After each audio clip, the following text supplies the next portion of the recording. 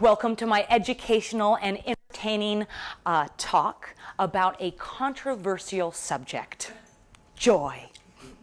Why is joy fringe-worthy? Well, in my opinion, society has been chasing and pursuing happiness, yet joy has been left on the side unprioritized. Sometimes we've lost it, and sometimes we need to remember to make space for it. For what is living, but what is joy but the spark of being alive? Yet being alive develops, some challenges and some difficulties along the way that might offset our pursuit of happiness and delay our joy. But yet we can choose to have joy now. We can choose to source it and share it ourselves and to bring it to others, to fulfill and uplift them by serving with our unique gifts, skills, and talents. So in tonight's talk, we're going to dive in to what makes joy, how to source it, share it, some elements of how we might cultivate it ourselves, and some of the obstacles that we encounter in our pursuit of happiness. Without further ado, let's talk about our agenda, shall we? We're going to be talking about who am I and what is joy, the topic of play, the topic of fun, obstacles of joy, sourcing it, and sharing it. Who am I? I am a multifaceted unicorn. I utilize my gifts and skills to serve and uplift others. I share joy via education, entertainment, and a little bit of entrepreneurship, but mostly just by the presence of being me and being me, as we all do when you show up into the room. Why is it that I cultivate joy? This is where we go a little bit into my backstory. Why would I be so obsessed with joy? Isn't joy our birthright? Isn't it natural? It's something that we just eat and breathe throughout the day? Well, the ways that I cultivate joy in my own life is through three categories: the unicorn, the photography, and the saxophone. Why I do this is because once upon a time, I was a normal person too. I graduated college, I went off and got my master's degree, I got married, I moved into my hometown, I started cultivating my community and making sure that I would have a unique life for my offspring. Well, that just never came. I wasn't able to have the offspring. And so as I looked at other people, I saw that a lot of their joy came from their families.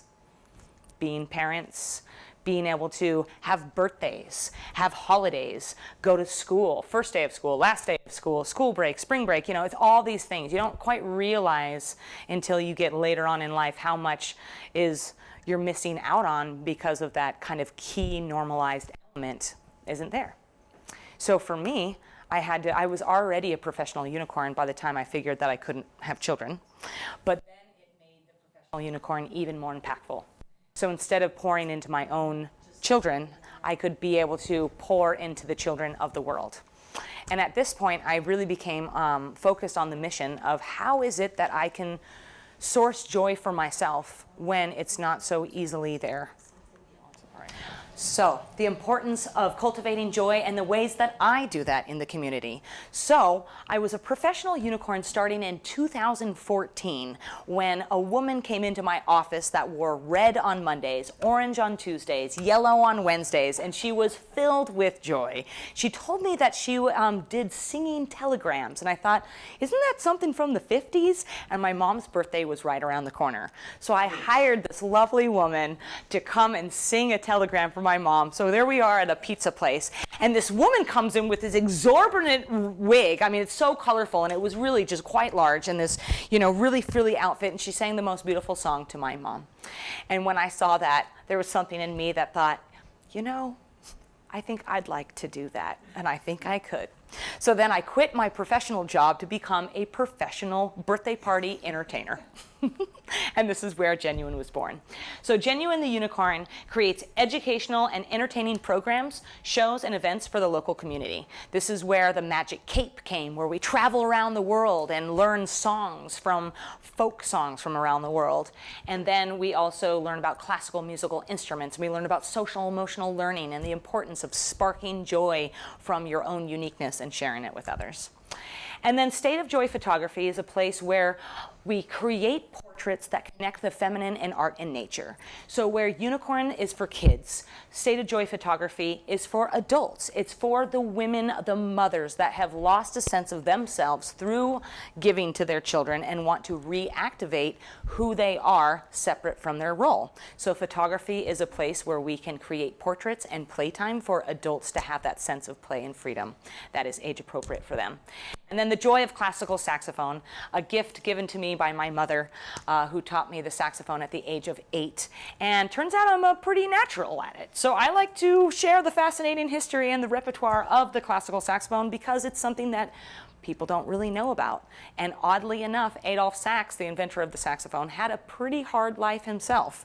Lots of death accidents and people trying to take away his patents. And so he focused on his joy even though he had a bunch of life difficulties.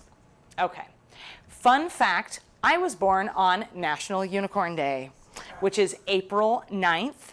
I found this out several years after I had already been a unicorn. And I thought, how funny that out of 365 days of the year, it would be April 9th, my birthday. So that was confirmation that indeed I am a unicorn. What is joy? Everybody see the movie? Wasn't that great? Wasn't she great? Did she have all feelings or only joy feelings? Do you remember? Do you remember what other feelings she had? Did she ever feel discouraged? Did she ever feel sad? Did she ever feel angry? But what spun it back to joy was her perspective and just who she was. So joy is our birthright. Joy is a state of mind and of heart. And joy is what animates our lives, and it also contains fun and play. Why joy? Joy is an essential part of who we are and how we live on this wonderful planet. Happiness is a temporary condition that tends to come and go as we are delighted or dismayed by certain events that happen.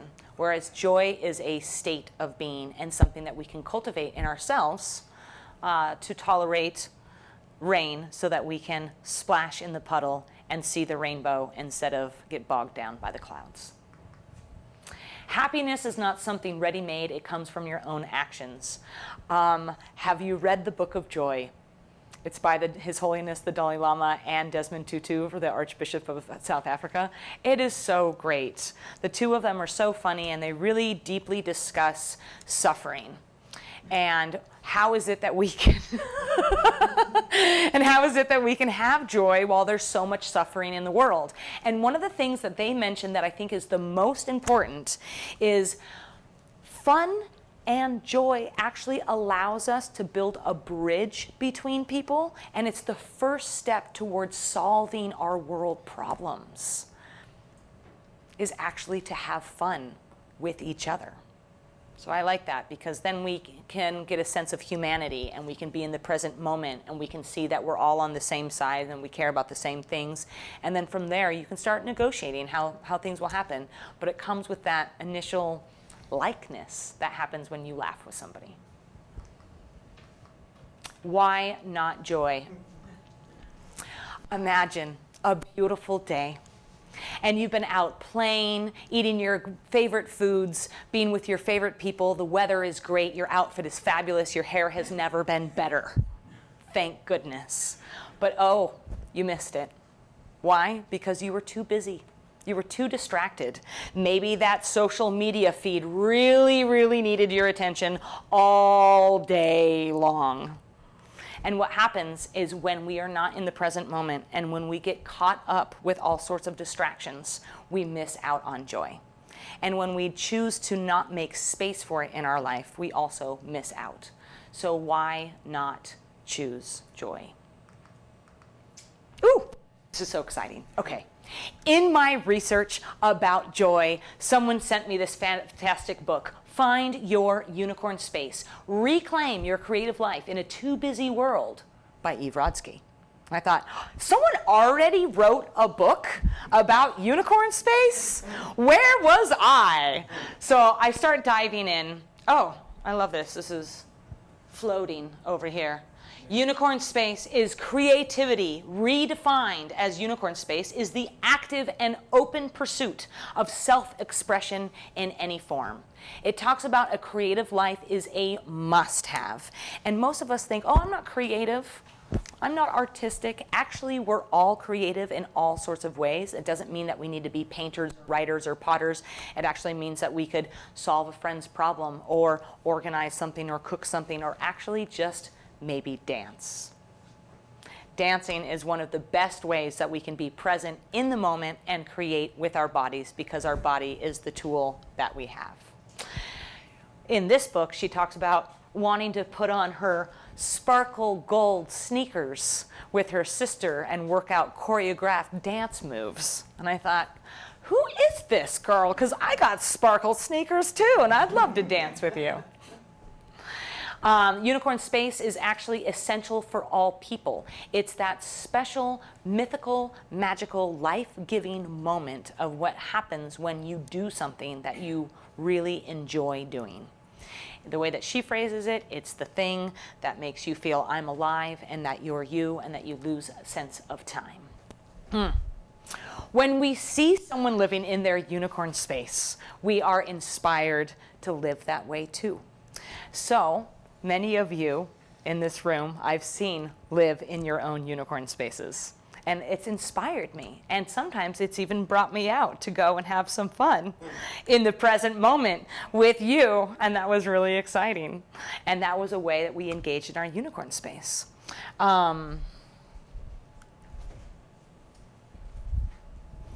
If you pursue something that you love with a certain amount of frequency, then you can regain balance within your life.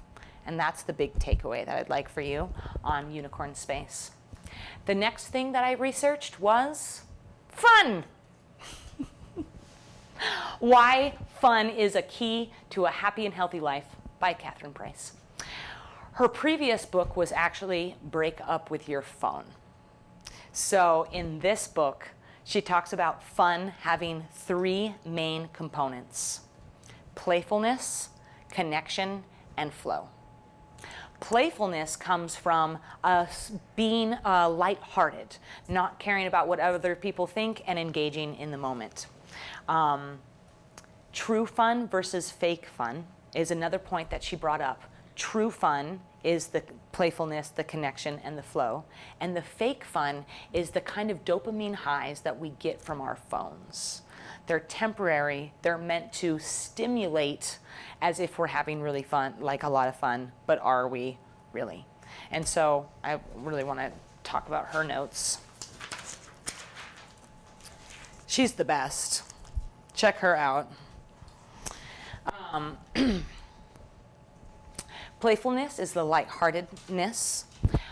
Connection is oftentimes people have fun when they're with somebody else. Of course, we can have joy on our own and we can have enjoyment on our own, but oftentimes when we're really belly laughing, that's something that happens with somebody else. When we're throwing a frisbee, it's with somebody else, and that might bring you joy. And then the last part is flow, dropping into that creative space and being in that present moment. Fun is actually a cause of why humans thrive. And why is it that we are not making more space for fun? Sometimes we don't know how to have fun. So she actually has a whole online thing where you can sign up and find out how to have fun. I'm personally on day 3 of her mission because I'm interested in absorbing what she has to say. So feel free to check that out. It's all about engaging everyday moments of fun every day, like just a little bit. And sometimes you can do that with strangers. Sometimes you can do that with friends. I honestly think it's easier with strangers because you're around them and then it just can happen. Unless you've got a friend date, and then it can definitely happen because you know you've got a guaranteed person on your wavelength there. My observations about how others respond to joy. Do you love that picture? It was one of the first levitations that worked. I was like, yes, that works. Oh, and there's those gold sneakers I was telling you about. Yeah. So as I've gone out into the world as a joyful person, I honestly had expectations that things would go well. You're happy, you go out there with positive intent, and then you see what the world has for you. It's been kind of baffling that sometimes there's been adverse responses to joy, and it's made me question, why would you question joy? And as I looked into that more, what's interesting is, in some regards, people feel a little bit off-put by joy. It might be a little overwhelming for them, or maybe they think that you're hiding something. Or maybe there's an alternative motive to why you might be friendly and happy. And this was disturbing to me because I'm so earnest and honest that it took me a while to kind of register. Also, I'm from a small town that's nice and friendly, you know. And when I was in New York, I'd say hey, and they'd say hey back, you know. New York City was a really great place to live. Yes. Oh, nice. But sometimes people do feel a little bit threatened by that. And I'm not really sure how to solve that. But I do know that there's a choice. We can either continue to be joyful, continue to share our joy, and really try to reach people with our joy, or we can turn it off. And I don't really feel like turning joy off is an option. Not only will it make you totally depressed, but it's also not fun. And you'll likely find a way to turn that around. So, with that, let's talk, lorem ipsum dolor sit amit. And state the program you are using. I obviously got to this slide. We'll talk about our obstacles to joy in this slide. Some of the main obstacles to joy that I'm seeing as I'm engaging and chatting with people is time. Making choice to have that time. And I get it. There's so many things that are being asked of us, and so many demands and multi-things and goals and paths, not to mention like our own emotions have its own weather each day. And sometimes that's a clear weather and sometimes a little bit stormier weather. And there's just so much that's in our orbit, shall we say.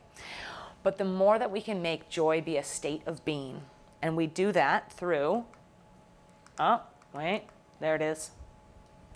This is how we cultivate joy for ourselves. There's kind of two categories. I don't know if they're categories so much as just areas. So gratitude, having gratitude for your life, for the people, and practicing that on a daily basis. Appreciation for small things, for big things, and making note of that, and even making note to the person that was involved with the thing that you appreciated, to appreciate that. And then again, the present moment, being there and maybe being off your phone. Because sometimes I feel like I miss moments because I feel like I'm missing moments elsewhere. So let your FOMO bring you to the present moment. One of the most important parts of cultivating joy is your self-love and your self-expression, because you are a unique spark and you have your own set of unique qualities that you get to discover in your life. You get to harness the feeling of enjoyment from finding out what it is that you love to do. and then finding a way to express the ways that you see the world, express the ways that you feel your emotions, or the ways that you want to talk about things that are of value. I think self-expression is just really one of the most important things that we can do as humans in our bodies on this life, because it's purposeless in that you're probably not going to get paid for it, but it's so purposeful because it's the thing that you carry inside that leads you and guides you everywhere that you go. So remember, self-love and self-expression. And then, of course, the acceptance and connection, celebration with others. If we were to all live in a vacuum, I don't think we'd be as happy as we could be when we get together and we gather and we enjoy something together and we celebrate. Happiness is the combined elements of joy, which is a state of being, fun, which is, do we remember what fun is? The power of fun? It's got 3. Yeah, that's right. We've got connection, flow, and the first one was? Yes, you're right. So joy is a state of being and a state of mind and heart. Fun is playfulness, connection, and flow. And play is engaging with another in an act of open, unexpected outcome so that you can be wild in that moment and laugh. And don't forget to go out there and share joy. And that's where we want to engage our playfulness with one another, our connection to humans and strangers and new friends. And also go ahead and compliment people as you pass by.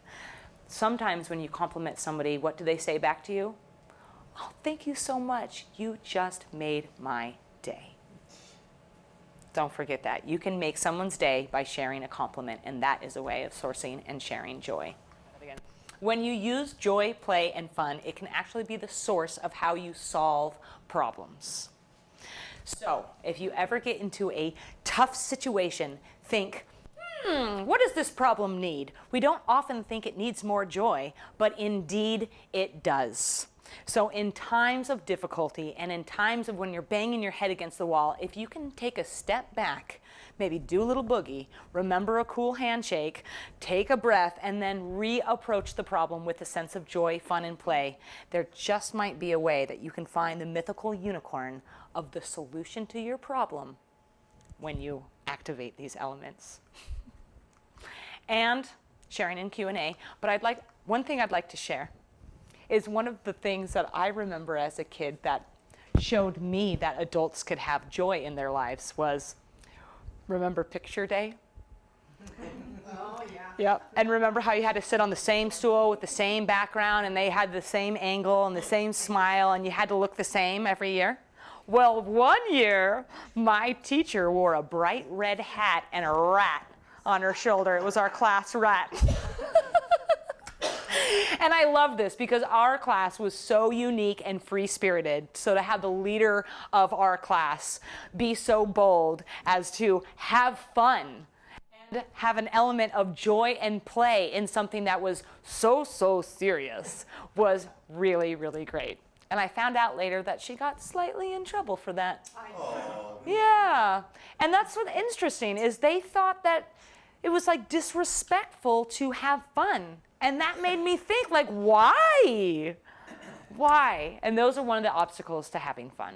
So even in the face of maybe a little bit of juxtaposition on someone's opinion, I still think it's important to have joy because you never know who it's going to impact over 30 years later. That camera guy has probably forgotten. But I, however, have not. So, is there any questions that you might have? Just feels appropriate to have a Q&A slide. Yeah. So Jen, I'm just curious, because you go into situations that are new to you, and you're like trying to bring the joy out of people that, with kids, sometimes kids are too cool to be engaged in something like that. And so how do you like take them past the resistance? That is such a great question to ask. How do I help people pass their resistance in order to engage with me in joy? In the example of children, I have a special tool, and that would be my bubble wand. Yes, because it's very true. When I first arrive places, kids are very off-put. They're kind of stuck in themselves. They don't quite know. And then I start blowing bubbles. I don't talk. I just blow bubbles. And they all come, and they drop. They drop that shyness. They drop that whatever it is that we hold up. What is it that we hold up? Yeah, they're being very present. Yeah. And so in similar situations, I try to go around it's like you can knock on the front door and somebody won't answer, but you could go in the back with pie.